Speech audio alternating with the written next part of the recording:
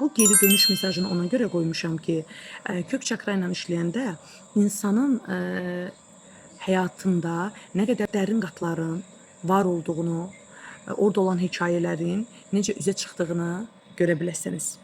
Bir dənə ağac düşünək. Ola bilər ki, budaqları çox gözəldir, yarpaqları çox qəşəng yaşıl rəngdədir, amma kökü zəifdirsə, güclü bir külək olan kimi o ağac yıxılacaq, tab gətirə bilməz. İnsan da eynilə.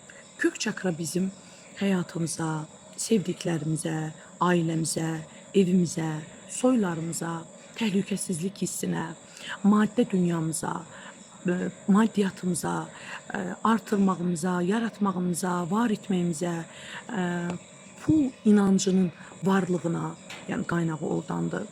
Mən bu həyatda özümə yer tapdım, mən yerimi bildim hissinə gətirib çıxardır. Oranın, kök çakranın bizdə rolu bu və bunun kimi daha çox həyatımıza böyük qüvvədə təsiri var.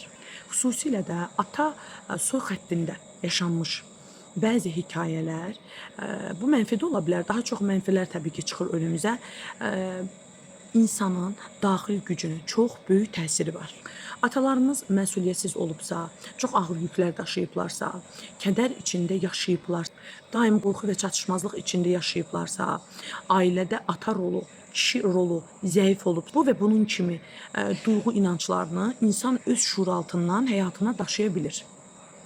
Sonra da onu özünkiləşdirib, özünə aidmiş kimi yaşaya bilir. Həmin şuuraltısında hekayələrdən gələn kodları özündə daşıyan insan sual verir.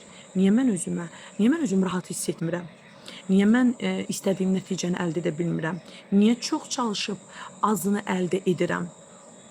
Niyə maddi, yəni pul mövzularında özümü güvəndə hiss etmirəm? Niyə mənə çatanda hər şey durur? Niyə başqalarına addım atanda mən özümü yaxşı hiss edirəm, amma özümə çatanda güvənsiz duyğular içində yaşayıram, o hissə keçirəm? Niyə mən qərar verəndə qorxu yaşayıram? Bu və bunun kimi suallar yaranırsa, təkcə həmin həyatındakı fiziksel, maddə dünyandakı məsələyə baxmaq bəzən yetərli olmur. Bəzən gərək köklərinə də baxa biləsən ki, doğrudan da bu mənim köklərimə aid inanclardır, kodlardır. Yoxsa bu mənim həqiqətən şəxsi həyatıma aiddir.